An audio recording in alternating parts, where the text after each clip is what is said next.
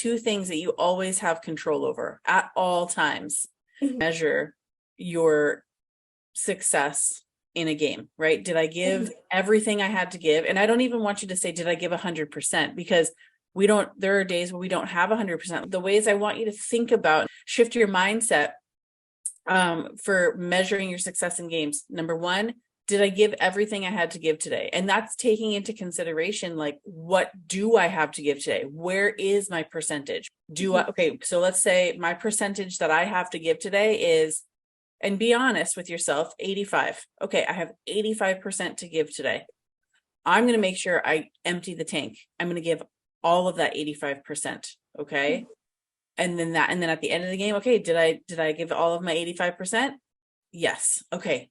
Success. And then the second thing is attitude, right? And I don't mean pushing things away, pushing negative thoughts away, pushing negative feelings away, because that's not, we don't want to do that. And never having negative thoughts, automatic responses to things, it's unrealistic, right? So what I mean by that is I have control over how I choose to respond to things.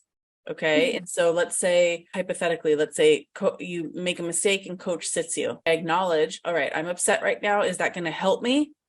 Is it going to make my performance any better? No, probably not. If I continue to think those thoughts, probably not. So I'm going to make the decision to pivot. Okay. And let that go. And maybe I'll start cheering on my team. Maybe people come off the ice and be like, hey, that was a great shift. Good job. And in doing that, I'm lifting them up and I'm lifting myself up too. That's attitude.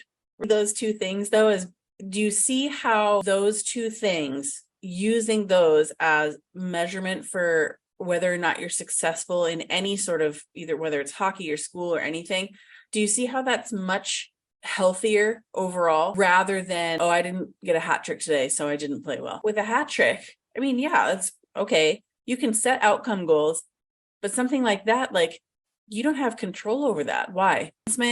The referees could get in the way. Someone could throw something onto the ice, right? There's so many factors, and luck too. You mentioned luck. Hockey is one of those games. They did this, like, I don't know if it was a study. A coach I used to co-coach with years ago found this, like, YouTube thing where they break down luck in sports. The amount of luck in hockey the percentage is so high.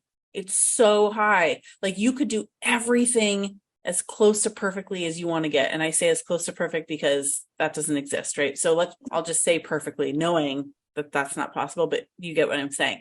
You could go through your process perfectly and still not score.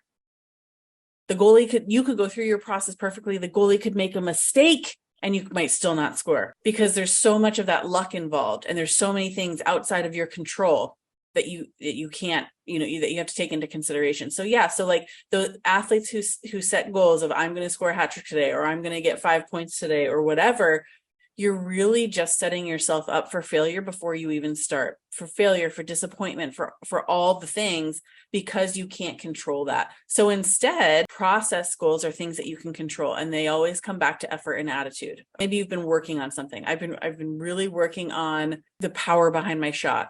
So I'm going to make sure that every single time I'm on the ice, if I'm going to take a shot, I'm focusing on those elements that give me the most power.